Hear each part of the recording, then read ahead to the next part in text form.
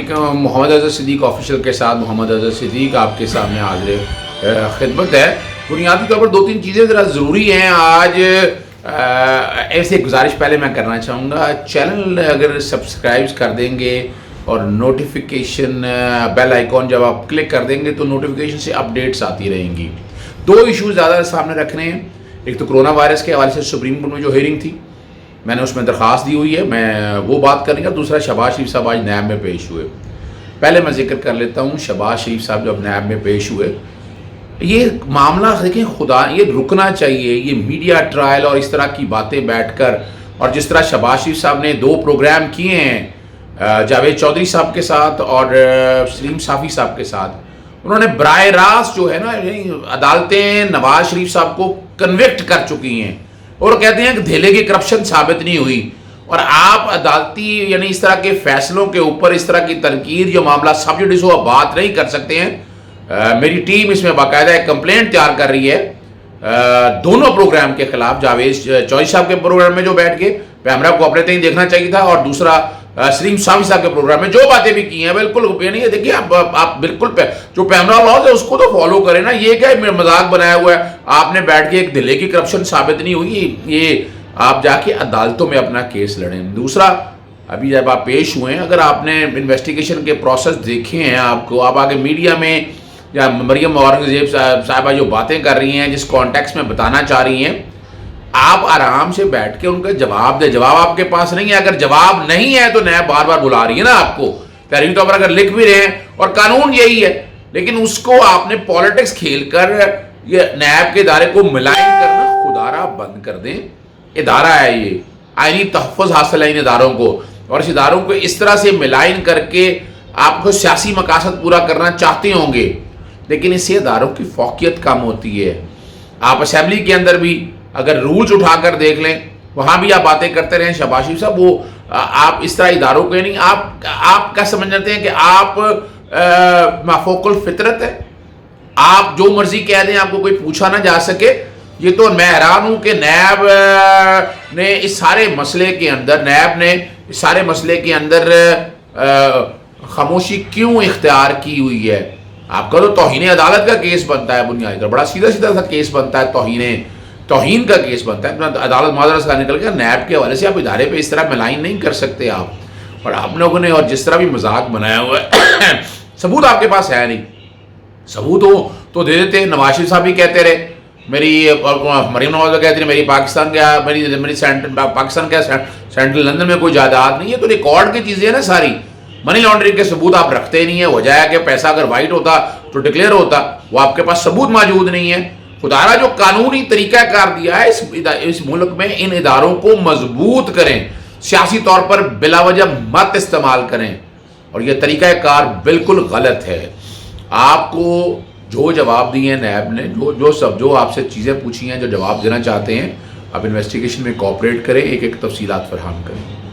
باتیں تو بڑی کرتے ہیں, شاید کاغان بھائی صاحب کہتے ہیں کہ جناب میڈیا ٹی وی لگا دیں یہاں پر اور آ کر. کبھی آج تک آپ لوگوں نے یہ ساروں نے جتنی جائیدادیں اور جو تفصیلات ہیں وہ فراہم کی ہیں آج تک آپ نے کبھی؟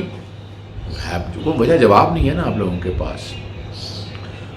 امید ہے کہ آپ دوبارہ نیب کو ملائن یا اداروں کو بلا وجہ ملائن نہیں کریں گے, جو قانونی طریقہ کار ہے وہ اختیار کریں گے. دوسرا جو اہم ایشو ہے وہ کرونا آرڈیننس کے حوالے سے, کرونا کے حوالے سے سپریم کورٹ میں سماعت تھی. باقی تو جنرل ایشوز ہیں, سماعت ملتوی ہو گئی, غالباً 2 ہفتے کے لیے ملتوی ہو گئی ہے. اور جو اہم سوال جو عدالت کے سامنے آیا, اور جو میں نے اپنی متفرق درخواست CMA کے ذریعے اٹھایا, جو کہ نمبر نہیں لگا تھا, عدالت کو کہا ہے, عدالت نے اگلی ڈیٹ پہ وہ سنا, اور میں نے وہی سمپل سے سب دیکھیں 151 آرٹیکل اگر آپ اٹھا کر دیکھ لیں, اور جو بات میں کہہ رہا ہوں کہ صوبے مداخلت کر رہے ہیں, صوبے نیشنل ہیلتھ سیکیورٹی کو اپنے تئیں نہیں دے سکتے. یہ کام وفاق نے کرنا ہے. 18ویں ترمیم میں اگر یہ جو تباہی مچائی ہے نا, اس میں تباہی ایک یہ بھی ہے.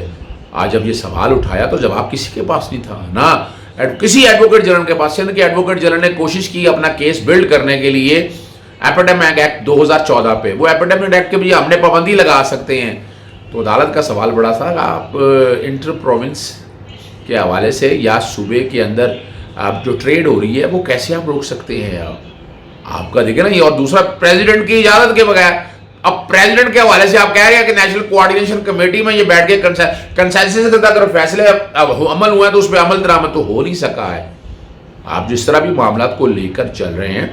اور دوسرا سوال میں بڑے عرصے سے کوشش کر رہا ہوں کہ ہمارے ہاں زکوٰۃ کا پیسہ تنخواہوں میں کس طرح، یعنی یہاں ہم نے کئی ہسپتالوں میں دیکھا کہ زکوٰۃ کلیکٹ کرنے کے لیے کانٹریکٹ دے رہی ہے، اس میں سے وہ کمیشن لے لیتے تھے. آپ امیجن کریں یہ اجازت نہیں ہے. ابھی مولانا تقی عثمانی صاحب کا اور اپنا ہماری جو اسلامی نظریاتی کونسل ہے اس کا بھی بیان آ گیا کہ محدود حد تک آپ پیسے لے سکتے ہیں، اور یہ عام ایک کام ہو رہا ہے. امید ہے، میں مطالبہ کرتا ہوں وزیر اعظم پاکستان اور تمام چاروں وزراء اعلیٰ سے کہ اس بارے میں قوم کے سامنے حقائق رکھیں. یہ زکوٰۃ کا جو پیسہ ہے جو آپ کمیشن کی شکل میں لوگ لے جاتے ہیں، تنخواہوں کی شکل آپ لے جا نہیں سکتے ہیں. اور ویسے بھی وہ کلیکشن کا سوال جب اٹھایا کہ آپ جب کلیکشن بینکوں کے ذریعے کر رہی ہیں تو یہ خرچہ جو ہے کس بات کا آ رہا ہے، تو یہ ساری تفصیلات جو ہے نا عدالت کے سامنے اب آ چکی ہیں.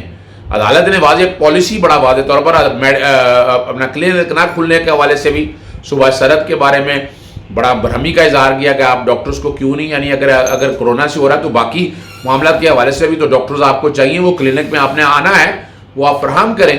تو یہ بات بھی عدالت کے سامنے آئی ہے، اور میں نے آج عدالت کے سامنے یہی بتایا ہے کہ جو سوال اٹھائے ہیں 18ویں ترمیم کے حوالے سے پوری دنیا میں قوانین بن چکے ہیں، اور یہ وفاقی سبجیکٹ ہے.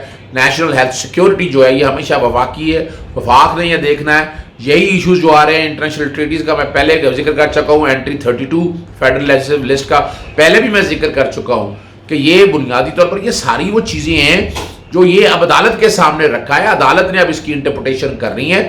یا تو 18ویں ترمیم کو دیکھیں جو اگلی 26ویں ترامیم آپ لانا چاہتے ہیں، اس 26ویں ترامیم میں جو مسائل جو آپ نے مسائل پیدا کیے ہیں، اور constitution is a living document, جو آئین پاکستان ہے یہ ایک لیونگ ڈاکومنٹ ہے، یہ ایک سوشل کانٹریکٹ ہے، اور یہ کوئی سیکروسینٹ یا کوئی آسمانی کتاب نہیں ہے کہ اس میں تبدیلیاں نہیں ہو سکتی پوری. اسی لیے تو اب تک 25 آئینی ترامیم ہو چکی ہیں.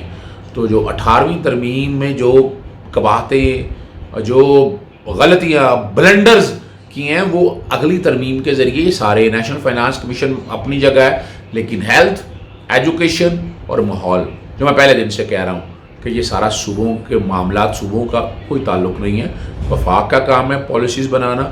وفاق جیسے میں نے قانون پہلے آپ کے سامنے بتائے تھے، drug regulatory authority of Pakistan ہے، نیشنل ڈیزاسٹر مینجمنٹ اتھارٹی میں نے آپ کے سامنے رکھا ہے. اگر یہاں NDA میں نہ ہوتا تو یہ سارے معاملات میں کتنی پرابلمز ہو سکتی ہیں آپ اندازہ لگا سکتے ہیں. ہم نے الزامات پہ لگایا ہوا ہے کہ جناب یہ لاک ڈاؤن کم کر دیا، زیادہ کر دیا، بارڈر سے آ گیا، یا زمینی تبلیغی جماعتوں سے آ گیا، یا زائرین سے آ گیا. تو امریکہ یا انگلینڈ پوری دنیا کے اندر جو تباہی مچائی ہے، پاکستان میں تو پھر بھی بہت اللہ تعالیٰ کا شکر اور کرم نوازی ہے. اب یہ اگلی میٹنگ کے دوران کاروبار کھولنے کے حوالے سے بھی اب سپریم کورٹ کے سامنے باتیں ساری آئی ہیں. امید ہے کہ کاروبار کھولنے کے حوالے سے جو بھی SOPs بنائیں تاکہ لوگوں کے جو مسائل ہیں وہ اپنی جگہ، جو ان کے کاروباری معاملات دیکھنے ہیں یا باقی چیزیں دیکھنی ہیں، سوشل ڈسٹینسنگ کو سامنے رکھتے ہوئے، ان پرنسپلس کو سامنے رکھتے ہوئے وہ ساری دیکھنی ہے. اور میں سمجھتا ہوں یہ معاملہ اب سپریم کورٹ کے سامنے ہے. سپریم کورٹ نے آئین کی تشریح کرنی ہے، اور اس آئین کی تشریح میں یہ ساری چیزیں بیٹھ کر سپریم کورٹ یہ فیصلہ کرے گی 18ویں ترمیم کے کانٹیکسٹ میں. 2 باتیں میں نے کہی تھی. ایک تو میں نے کہا تھا 18ویں ترمیم کی انٹرپریٹیشن اس کانٹیکسٹ میں ریڈی ڈاؤن کا پرنسپل لگا کر کہ یہ ہسپتال میں 2-4 بستر آگے کرنے ہیں، ملازم رکھنا نہیں رکھنا یہ تو صوبے کر لیں، لیکن پالیسی اور اس کو رن کرنا اور جو ڈائریکشنز آنی ہیں، جو گائیڈ لائنز آنی ہیں، انٹرنیشنل WHO کی آنی ہے، وہ تو وفاق کر سکے گا. وفاق کی ذمہ داری ہے کیونکہ فارن افیئرز جو آپ کا ہے وہ وفاق کے پاس ہے، اور اسی نے سارے معاملے کو دیکھنا ہے. دوسرا بنیادی طور پر دوسرا جو ایشو ہے، آپ 26ویں ترمیم کے لیے کنسنسس بلڈ کریں. جو مسائل ہیں، یعنی یہاں جیسے میں نے کہا ہے ہیلتھ، ایجوکیشن اور ماحول، یہ وفاق کے پاس ہی رہنا ہے، اور یہ وفاق کے پاس ہی رہنا چاہیے. آپ کی فیڈریشن تبھی برقرار ہے، تبھی یہ مسائل آپ کے پاس، یعنی ایجوکیشن میں بھی مسائل آپ نے دیکھ لی ہیں، اب تو کوئی چیز رہ نہیں گئی ہے. امید ہے یہ چیزیں ساری کلیئر کر دیں گی. کوئی بھی کمنٹس میں کوئی بات، کئی چیزیں ہیں بات کرتے ہوئے سلپ آف ٹنگ بھی ہو جاتی ہے، اور کوئی سجیشنز آپ دینا چاہیں، کوئی بات کرنا چاہیں، کوئی سوال پوچھنا چاہیں تو آپ کمنٹس میں پوچھ سکتے ہیں. بہت شکریہ.